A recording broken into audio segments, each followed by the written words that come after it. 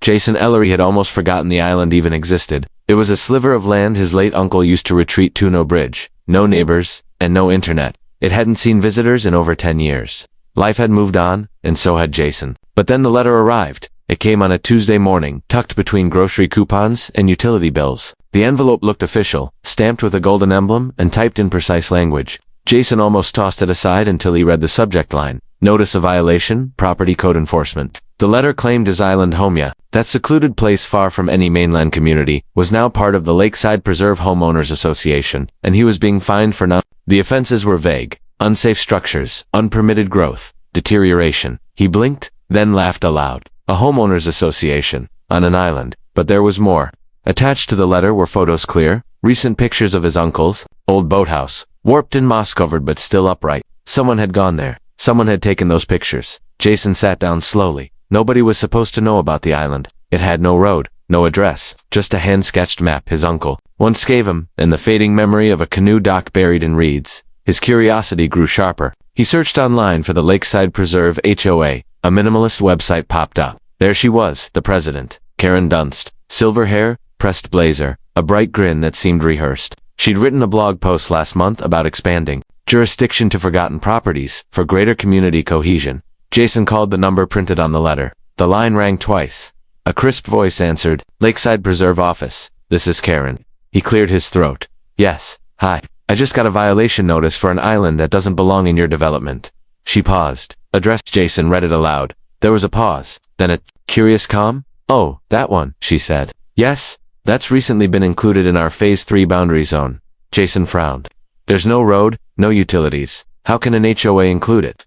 She spoke slowly. The rezoning allowed us to preserve natural areas previously unmanaged. We're committed to maintaining community standards for lots like yours. The call ended with a vague threat about legal steps if the issues weren't addressed. Within 30 days, that night, Jason couldn't sleep. He remembered something his uncle once told him about the island, that it had secrets buried in the soil, that not everything left behind was junked. He rummaged through a dusty drawer and found the old envelope. Inside, still intact, was the faded map. The next day, he rented a skiff. The trip across the lake was quiet, except for the hum of the motor and the occasional slap of water against the hull. He pulled up to what used to be the boathouse landing. It had decayed badly, but what stood out wasn't the damage, it was the freshly cut rope tied to a post. Someone had been here. Jason stepped ashore, boots sinking slightly into soft mud. He paused. Footprints. Deep, fresh, and heading inland. He followed them toward the cabin, heart pounding a little faster now. As the trees closed in around him, Jason realized something unsettling.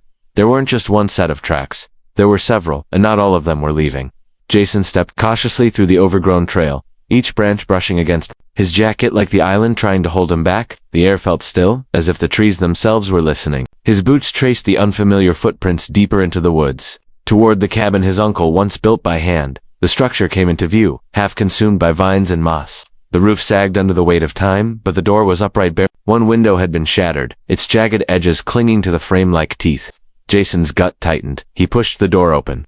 The smell hit first. Wood rot, damp earth, and something else, something recently disturbed. Inside, the furniture had been moved. A heavy table was dragged to the center of the room, and a cupboard was toppled on its side. Papers and books littered the floor in patterns that didn't look accidental. Jason knelt beside the old armchair. His uncle used to sit there with a cracked leather notebook, always scribbling.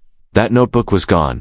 He scanned the room. A set of muddy footprints trailed toward the back wall right where the loose floorboard used to creak underfoot. He stepped on it. It groaned. Jason knelt and pried it open. Inside, where his uncle once kept old tools and fishing lures, was a laminated document, not a family relic. This was printed on HOA letterhead. Across the top, Lakeside Preserve Expansion Committee agenda notes. He pulled it out. The paper was crisp. New. Someone had brought this here. And on the third bullet point, underlined, in red ink, unclaimed zone, Ellery Island, scheduled for priority review and reclamation. He stood up quickly, heart thudding.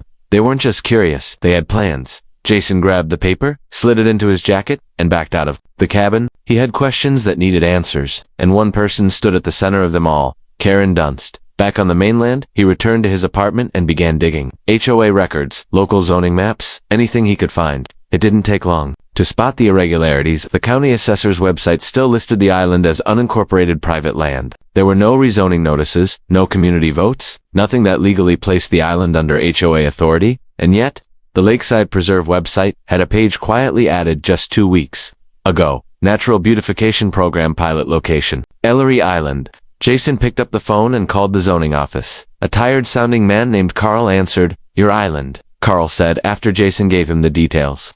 That's not under any HOA. Never has been. You'd need a full annexation application approved by the board and we haven't processed anything like that in years. Jason thanked him and hung up. So why was Karen acting like she owned the place? He returned to the HOA website. This time, scanning the board meeting logs, most were routine tree trimming requests, neighbor complaints, dog leash policies. But one file stood out. Meeting minutes, private session, restricted access. Jason clicked, password protected. He sat back, frustration building. He opened the HOA violation letter one more time, hoping for a clue and then he saw it. A watermark. Faint, but visible under bright light. A printed signature embedded into the footer. Read, KD clearance to proceed. Jason stared at the letters. She'd signed off on the violations before they were even filed. Then his phone buzzed. A new email. No subject. No sender. No sender. Inside was a single sentence. You shouldn't have gone back there. The email stayed open on Jason's screen. Its message short but deliberate. No name, no signature, just a quiet warning that didn't need decoration. He stared at it for a long moment, the cursor blinking beneath the single sentence like a breath held in silence. You shouldn't have gone back there. Jason leaned back slowly. Whoever sent it knew where he'd been, knew what he'd seen, and more than that they knew when. He opened his window. The city buzzed outside, far removed from the dense quiet of the island. Yet for the first time in years, Jason felt like he wasn't completely alone in either place. Someone had eyes on both ends. He powered down his laptop and reached for his duffel bag. There were answers buried on that island, and he wasn't going to wait for another anonymous warning to go find them. The lake was still by dusk. Thin clouds drifted overhead like gauze, muting the sunset as Jason's skiff cut through the darkening water. The old island rose ahead, its silhouette sharp and waiting. He docked by the boathouse this time, determined to start there. The structure groaned as he stepped onto the warp deck. Boards creaked under his boots. The boathouse, like the cabin, had seen better years, but something about it felt different, less abandoned. The air was too clean, the dust too thin. Jason pulled out a flashlight. The beam swept across the floor and landed on a long, shallow gouge carved into the wood. Then another, and another, scrape marks. Freshie followed them to the corner, where the floor had recently been disturbed. One section of boards had been pulled up and placed neatly aside, revealing a narrow pit beneath. Jason lowered the flashlight. A metal hatch sat at the bottom. His uncle never told him about this. The hatch was scratched, its paint chipped. Someone had tried forcing it open recently. Jason climbed down, ran his fingers over the edge, and noticed faint initials etched into the steel. Be his uncle's mark. He gripped the handle and pulled. It resisted at first, then gave way with a hollow click. The hatch swung open. A small chamber waited below, lined with stone and wrapped in mildew. The space wasn't much larger than a cellar, but at its center was a crate military grade, sealed with dual latches. Jason climbed inside, his breath misting in the stale air. He knelt, opened the crate, and stared. It was empty except for a yellowed envelope and the smell of cold iron. He opened the envelope. Inside was a faded schematic, drawn by hand, not building plans, not blueprints, a design, some kind of device, too complex to understand in one glance. But Jason recognized one thing immediately, the label at the bottom. Confidential, Ellery Internal, project for protected use only. He looked closer. One corner of the page was torn. The rest had been taken. He stepped back, suddenly aware of how quiet it was, and then he heard it. The distant crunch of leaves, faint, but distinct boots. Someone else was on the island. Jason shut the hatch, climbed out, and pressed himself against the boathouse wall. The sounds grew louder, closer, but when he peeked out through the window, the trail was empty. Then, something caught his eye. On the far end of the dock, a boat was tied. Not his. It was sleeker, newer. Its engine was still ticking, warm from the ride. Jason backed into the shadows and crouched low. Whoever came for the crate might not know he was here, but they'd know. Someone had beaten them to it. Jason stayed crouched behind the boathouse wall, his breath quiet and deliberate. The intruder hadn't made themselves visible yet, but the sleek boat docked just yards away was no ghost. It hadn't floated there on its own. He moved around the side, using the tree cover to stay hidden. The forest was denser here. The trail from the cabin looped toward the inner clearing, a place his uncle once used as a vegetable garden. That was where the sound was coming from now. Tools scraping, branches snapping, laughter. Multiple voices. Jason moved closer until he reached the clearing's edge. What he saw stopped him cold. A group of people, 4 or 5, all wearing matching light blue polo shirts with the Lakeside Preserve HOA logo, were standing under a banner that read, Island Beautification Day, Reclaiming Nature. One lot at a time. They weren't just here, they were filming it. One woman stood front and center, holding a clipboard and smiling into a phone mounted on a stabilizer. Welcome to our live community update, she said, waving at the camera. We're out here transforming an old eyesore into something wonderful. This island has been neglected for too long, and the board agreed it deserved a fresh start. Jason stared. That was Karen Dunst. She didn't look like someone sneaking around in secret. She looked like someone celebrating a victory. One of the workers pushed a wheelbarrow past her, filled with broken wood planks pieces from the cabin porch. Another was pouring fuel into a chainsaw. Karen glanced toward the camera again and added, "Some structures will be cleared. Others may be repurposed.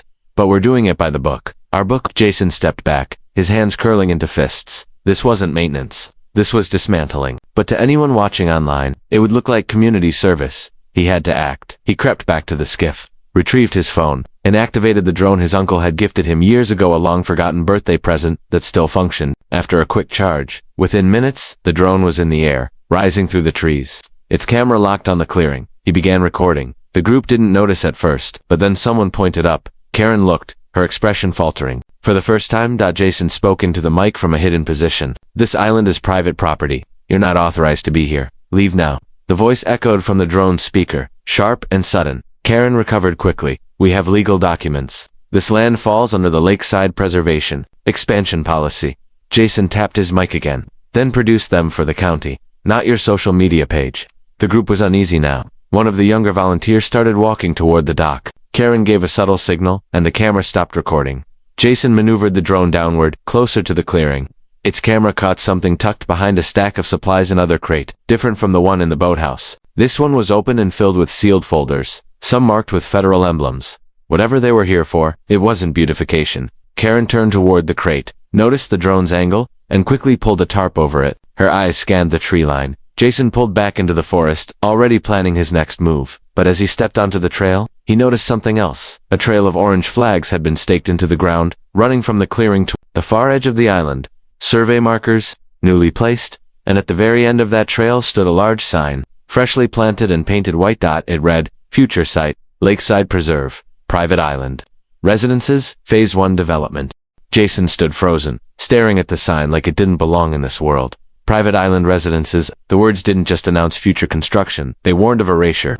This wasn't a beautification, it was a complete takeover, and yet, it was worse than that. They weren't building for the community, they were building over something. He walked toward the development sign, glancing at the freshly disturbed soil around the base. Something had been dug here, recently. The dirt hadn't yet settled. Jason knelt, brushed some aside and saw a strip of black plastic barely covered beneath. He pulled gently. A corner of something larger slid free vinyl sheeting. No, a tarp. Thick and industrial, like those used in excavation work. Beneath it, the edge of a rusted metal plate emerged, bolted directly into concrete.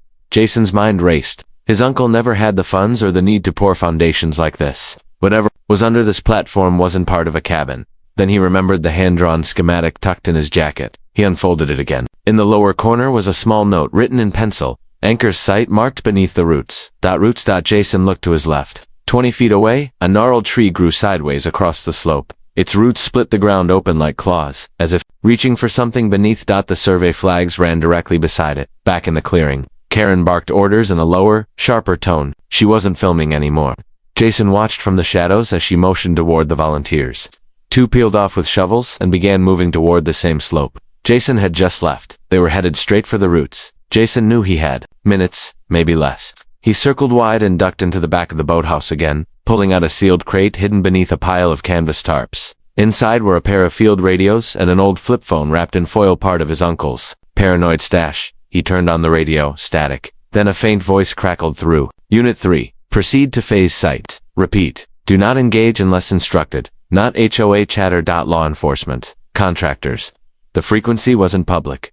Jason didn't answer.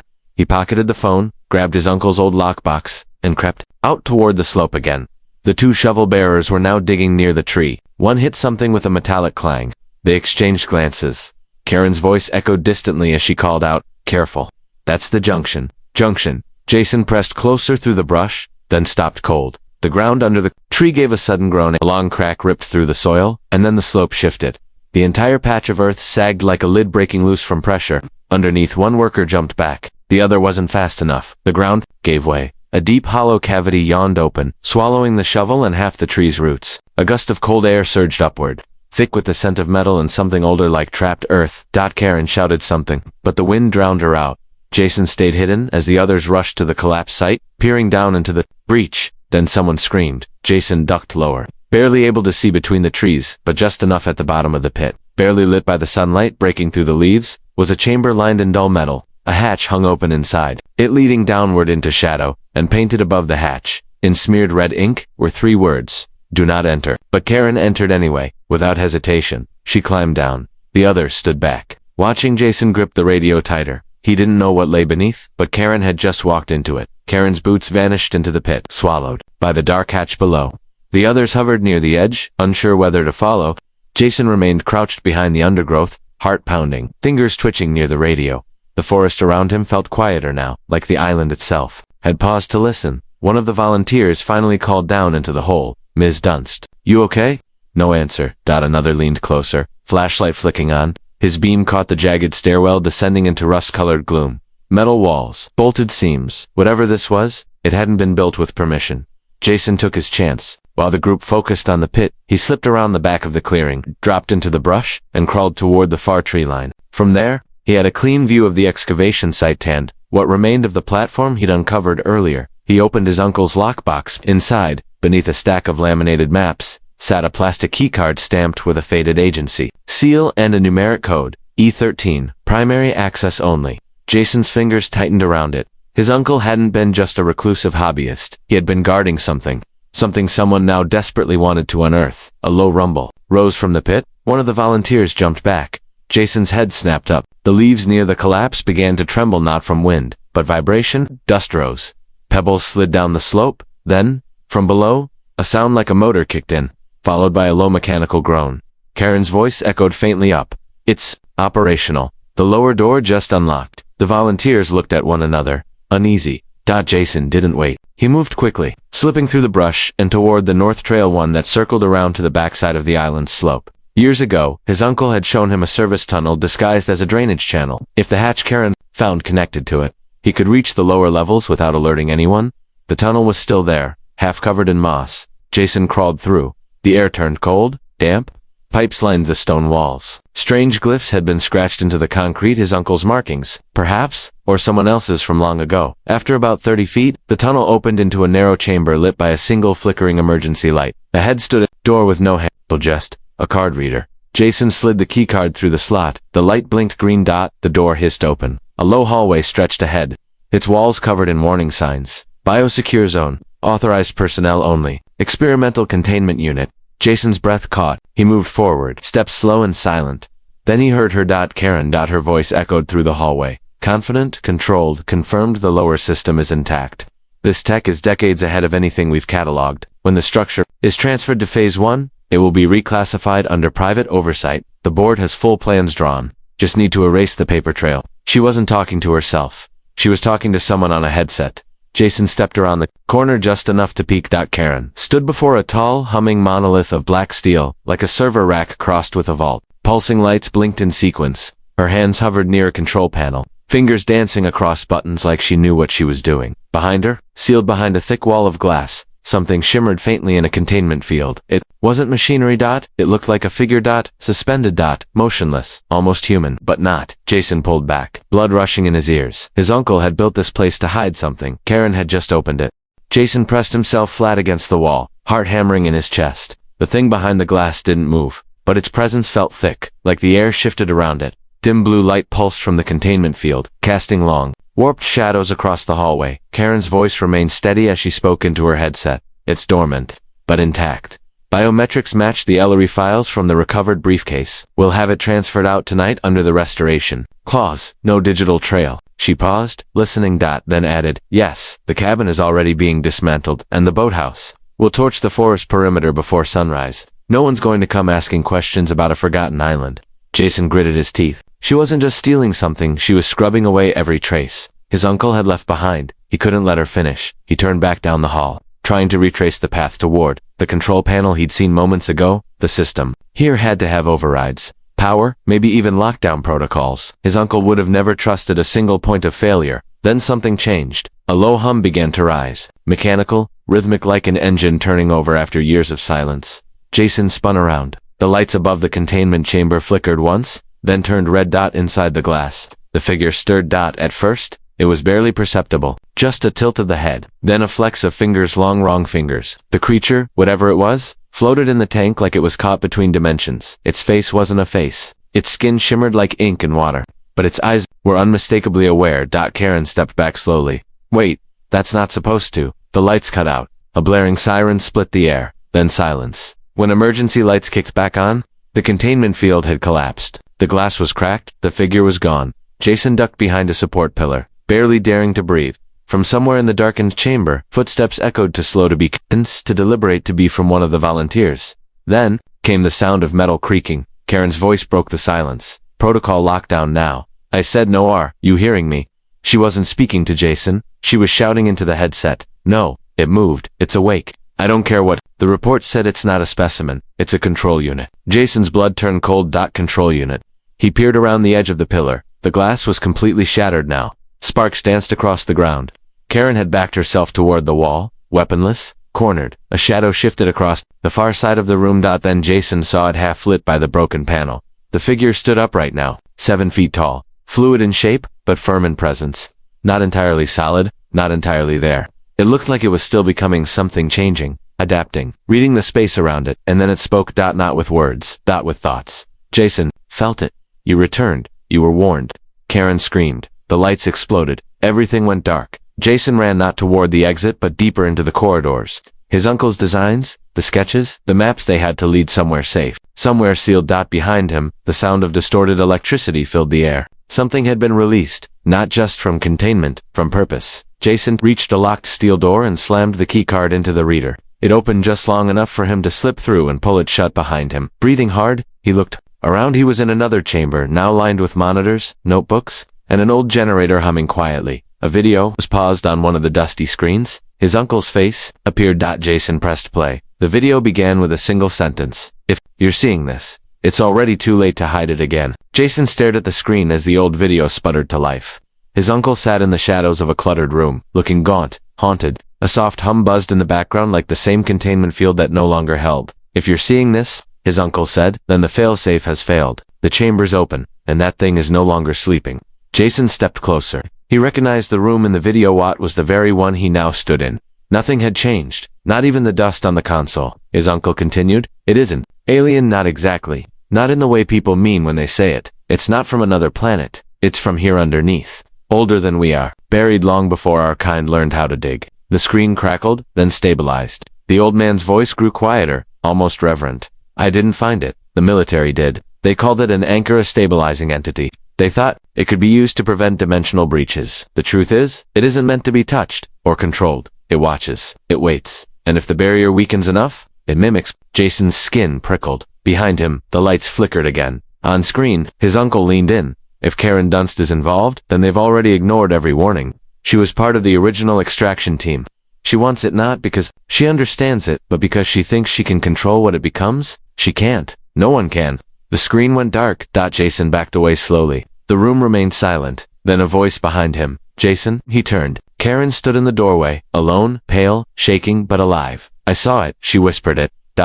Changed. Jason held up his hand. Stay back. It looked like me, she said. Her eyes were locked on him. It spoke with my voice. But it wasn't me. Jason didn't respond. I left the others behind. They didn't understand. They thought it was just some experiment. Jason narrowed his eyes. What happened to them? She blinked. Then smiled. I told you. I left. Them behind. Too fast. Too calm. Jason backed away toward the console. On the side of the wall near the monitors was a black switch, labeled in his uncle's scrawled handwriting. Final lockdown, irreversible. Karen took a step closer, but something in her posture was wrong, now off by fractions, too symmetrical. Her voice echoed slightly when she spoke again. They always leave it behind. That's the pattern. It waits, and eventually someone comes to wake it up. You were just early. Jason lunged. She moved. Too late. He hit the switch. Everything shook. A deep hum rumbled through the base of the island. Lights flared red. Steel. Doors slammed down behind every corridor. The air grew heavy. Karen screamed. Or whatever she was did. Her form shimmered. The skin peeled away like paper in wind, revealing something swirling and unstable underneath. She thrashed against the sealed door as the room shuddered and the floor lit up with white-hot light. Jason didn't run. He reached the center console and slammed the emergency activation. A countdown began. 10. 9. 8. T. He turned back one last Time the mimic was watching him, no longer smiling. 3. 1. A pulse of light erupted from the floor. Silence. When Jason woke, the chamber was dark, powerless, quiet. He was alone. The doors were still sealed, but the island above, it had changed. When he finally made it back to the surface through a manual tunnel his uncle had hidden, he found no sign of the others. The banner, the tools, even the skiff gone. Only the cabin remained, partially intact, smoldering faintly, from where the boards had been torn apart. But at its center, placed neatly on the stone porch, sat the faded clipboard Karen once held. Jason picked it up. On the back, scrawled in unfamiliar handwriting, was a final note. Still watching.